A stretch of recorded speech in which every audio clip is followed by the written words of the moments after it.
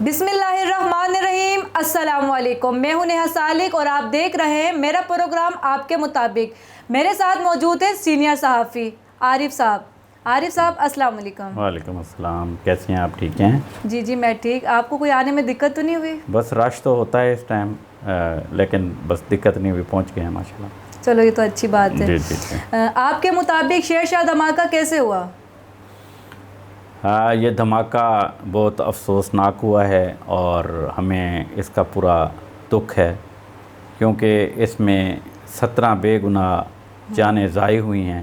جی یہ دھماکے کی تھوڑی سی وجوہات ہیں، اگر آپ کہیں تو میں بتاؤں؟ جی واضح کریں بالکل۔ یہ دھماکہ ایک بینک کے پاس ہوا ہے۔ وہ نالہ ہے، سیوریج کا نالہ، شیر شاہ پراچا چوک اس کو کہتے ہیں۔ تو وہاں اس بلڈنگ میں نالا نیچے بہتا ہے سیوریج کا، تو اوپر انہوں نے بلڈنگ بنا دی، اسی میں ایک نجی بینک بھی ہے HBL۔ جی بالکل۔ تو وہ بم ڈسپوزل والے کہتے ہیں کہ یہ دھماکہ جو ہے سیوریج سسٹم میں گیس بھرنے کی وجہ سے ہوا ہے، اور یہ دھماکہ اتنا زوردار تھا کہ بینک پوری تباہ ہو گئی، اور بینک میں جو لوگ موجود تھے وہ ان میں اکثریت جو ہے وہ اللہ کو پیارے ہو گئے، اور کچھ شدید زخمی ہو گئے، اور کچھ جو ہیں وہ نالے میں چلے گئے، گندے نالے میں، جس میں بڑی مشکل سے ان کو ریسکیو کیا گیا، اور 17 افراد جو ہیں نا وہ جاں بحق ہوئے ہیں۔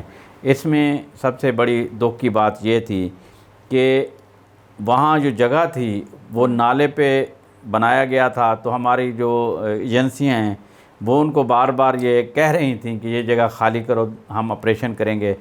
تو وہ بینک جو تھا وہ بھی غالباً شفٹ ہو رہا تھا، اس کا عملہ بینک کے منیجر سمیت اس بینک پہ موجود نہیں تھا، جو دوسری جگہ جہاں شفٹ کر رہے تھے وہاں پہ موجود تھا۔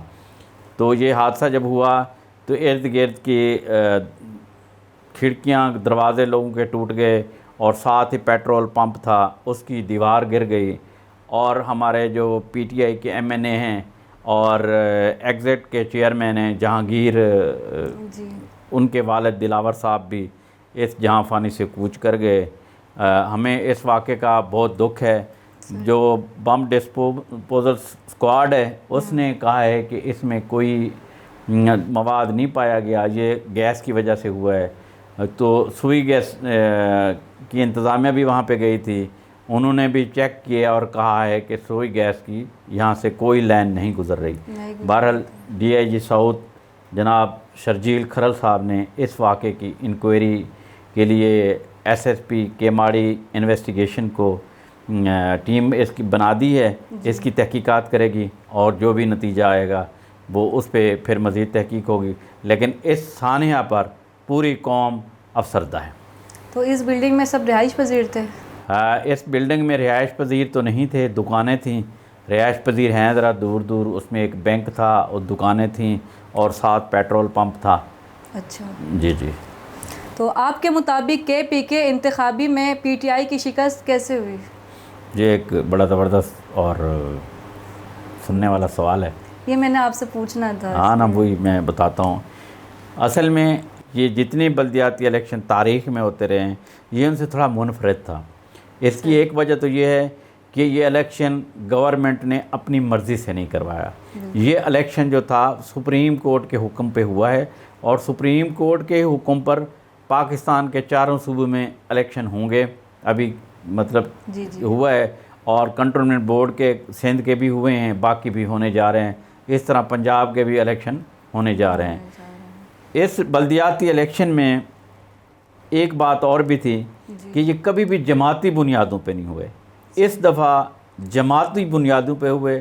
جماعت جو بھی ہماری سیاسی جماعتیں ہیں ان کے الیکشن جو نشانات ہیں ان نشانات پہ لڑے گئے، اور پاکستان میں اس PTI کی حکومت میں جو مہنگائی ہوئی ہے، جو افراتفری ہوئی ہے، اس کے نتیجے میں جب عوام کے پاس PTI دوبارہ ووٹ لینے کے لیے گئی ہے تو انہوں نے اس کی وجہ سے اس کو مسترد کر دیا ہے، اور اس جماعت کو یعنی جمعیت علماء اسلام فے گروپ کو، فضل الرحمان گروپ کو اس الیکشن میں کامیابی ہوئی ہے۔ KPK میں، اور تحریک انصاف جو ہے نا بری طرح شکست کھا گئی ہے۔ اس کے علاوہ جو باقی جماعتیں تھیں، پاکستان مسلم لیگ نون، اس کو صرف 3 نشستیں ملی ہیں، اور وہاں کی عوامی نیشنل پارٹی جو ہے اس کو بھی میرے خیال میں 3 سیٹیں ملی ہیں، اور پاکستان پیپلز پارٹی کو صرف 1 نشست ملی ہے۔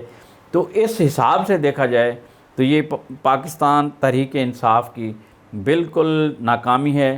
اس میں اب وزیر اعظم پاکستان یہ کہہ رہے ہیں کہ وہاں کی جو گورنر تھا، جو وزیر اعلیٰ تھا، جو وزراء تھے، انہوں نے دلچسپی نہیں دی اور اپنے رشتہ داروں کو جو ہے نا الیکشن لڑنے کے لیے ٹکٹ دے دیے، اور یا یہ ہوا یا وہاں پہ PTI کے امیدوار PTI کے مقابلے میں کھڑے ہو گئے، جس کی وجہ سے ووٹ تقسیم ہو گیا اور PTI ہار گئی اور فضل الرحمان کی جماعت جو تھی نا وہ جیت گئی۔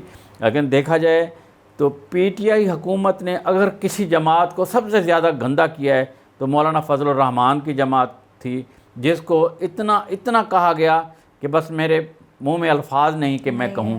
میں یہ سمجھوں گا کہ KPK کی عوام نے وزیر اعظم پاکستان عمران خان کو ان کے اوپر اتنا تنقید کرنے پر اس بات کا جواب دیا ہے کہ اصل نمائندے یا اصل حق اقتدار کا کس کو ہے، کیونکہ بلدیاتی الیکشن جو ہیں وہ چھوٹے الیکشن ہوتے ہیں، چھوٹے برادروں سے ہوتے ہیں، اور اس میں جو مقامی لوگ ہوتے ہیں وہ چنتے ہیں کہ ہمارے لیے کام کون کروائے گا، ہماری فلاح و بہبود کے کام کون کروائے گا، نالیاں کون بنوائے گا، روڈیں کون بنوائے گا۔